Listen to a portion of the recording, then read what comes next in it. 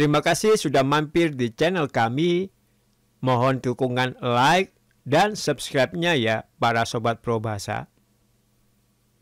Assalamualaikum warahmatullahi wabarakatuh. Jumpa lagi dengan kami tim Probahasa Translation. Seperti biasa, semoga kita semua selalu dalam lindungan Allah Subhanahu wa Ta'ala. Para Sobat Probahasa Translation, kali ini kami ingin berbincang santai tentang bagaimana sebuah bisnis itu seharusnya. Saya pribadi sebagai pendiri Probahasa Translation selalu mengingat pesan guru saya bahwa setiap usaha itu jangan sekali-sekali melibatkan uang dari bank. Pesan dari guru saya ini sungguh dan sangat benar. Kalau saya mengalami beberapa tahun belakangan atau mungkin beberapa bulan ke belakang sebelum adanya wabah corona ini, saya pernah memiliki sebuah pengalaman yang sangat pahit. Pada waktu itu, setelah saya membuka kantor kecil-kecilan di rumah saya pribadi, saya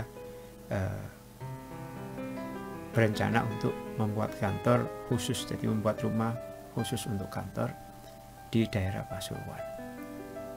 Kebetulan pada waktu itu rumah itu cukup murah pada waktu itu, sehingga saya memberanikan diri untuk membeli rumah itu dari si empunya. Saya pun melakukan pembayaran di muka, dan entah kenapa di suatu perjalanan tiba-tiba si empunya rumah ini sangat membutuhkan uang, sehingga saya mau tidak mau harus membayar rumah itu atau melunasi rumah itu lebih cepat dari perjanjian awal. Prinsip saya tidak mau merepotkan orang lain, sehingga pada waktu itu dengan sangat terpaksa saya menggadaikan surat rumah saya untuk saya jadikan sebagai sebuah jaminan pinjaman di salah satu bank syariah yang ada di Pasuruan. Pada waktu itu proses verifikasinya sangat sulit sekali, tapi pada akhirnya saya mendapatkan pinjaman sekitar 200 juta. Dari 200 juta itu dipotong biaya administrasi dan lain sebagainya, sehingga muncullah hanya 190 juta. Uang itu saya gunakan untuk membeli rumah, melunasi rumah itu. Kemudian beberapa bulan kemudian saya lunasi semua hutang saya yang ada di bank pada waktu itu. Saya tidak menyangka sama sekali bahwa ketika bisnis itu melibatkan uang bank, efeknya itu sangat luar biasa. Di Pasuruan saya membuka kantor. Setelah selesai saya renovasi kantor itu, jadi banyak sekali gangguan yang saya alami. Mulai saya diancam oleh preman di sekitar situ, diancam mau dibunuh, hingga saya berurusan dengan banyak sekali ilmu hitam. Sampai pada akhirnya saya pun sempat kolaps atau KO pada waktu itu. Dan akhirnya saya pun menutup kantor saya yang ada di Pasuruan itu. Dan alhamdulillah setelah itu saya membeli salah satu ruko yang ada di kawasan Soekarno-Hatta. Dan dengan belajar dari pengalaman saya yang ada di Pasuruan itu, saya menawar kepada developernya untuk tidak melibatkan bank sama sekali. Alhamdulillah saya pada waktu itu bisa membeli ruko itu dengan tanpa bantuan bank. Dan usaha terjemahan saya meskipun jalannya lambat tapi pasti itu berjalan sampai sekarang di Kota Malang. Nah, kembali lagi pada pesan guru saya, benar nyata adanya bahwa ketika kita melibatkan bank, usaha kita tidak akan barokah, usaha kita tidak akan berkembang. Syukur saja pada waktu itu saya tidak gulung tikar. Beberapa bulan sebelum adanya COVID ini, saya berkunjung ke Malang bersama mertua saya. Kemudian saya sangat kaget sekali. Saya itu suka ngopi di salah satu gerai makanan paling besar kalau tidak salah itu. Kalau dari arah Pasuruan ke Malang ada di kiri jalan sebelum kita naik ke jembatan yang panjang itu ke arah Malang. Kalau nggak salah jembatan di daerah Lawang. Saya kaget di pagar depannya itu tertulis dijual.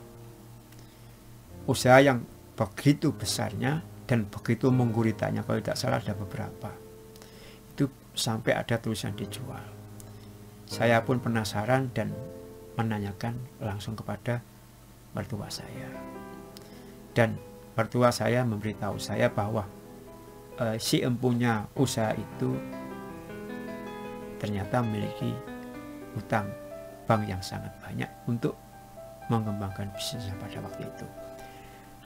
Sehingga tidak ada yang bisa digunakan untuk menutupi hutang-hutang yang ada di bank itu kecuali menjual aset-aset yang ada.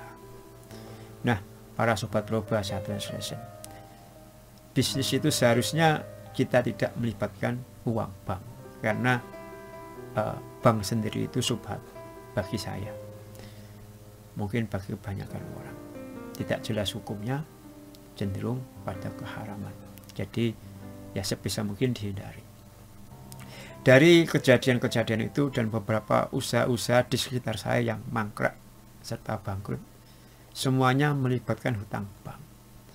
Jadi pada intinya ketika kita mau berkembang dan barokah, kita sebaiknya menghindari pinjaman bank.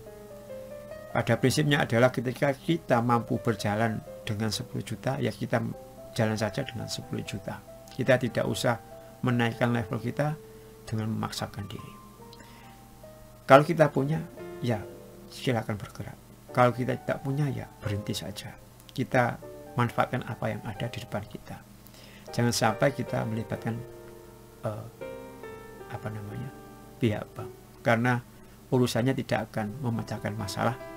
Mungkin secara matematis angkanya bertambah, tapi tidak untuk urusan metafisisnya. Nah, para sobat Probahasa Translation, begitulah seharusnya prinsip bisnis yang kita jalankan. Saya pribadi menjalankan bisnis tanpa melibatkan uang bank. Apapun itu, sebisa mungkin kalau kami tidak punya, kami berhenti. Kami akan memanfaatkan apa yang ada. Para sobat Probahasa Translation, semoga kita semua terhindar dari segala bentuk hutang, entah itu hutang bank, hutang kepada sesama kita, dan hutang yang lain-lainnya. Terima kasih para sobat Probahasa Translation sudah mendengar cerita dari kami. Sekali lagi kami tunggu masukannya, dan semoga kita semua terhindar dari yang namanya hutang. Assalamualaikum warahmatullahi wabarakatuh.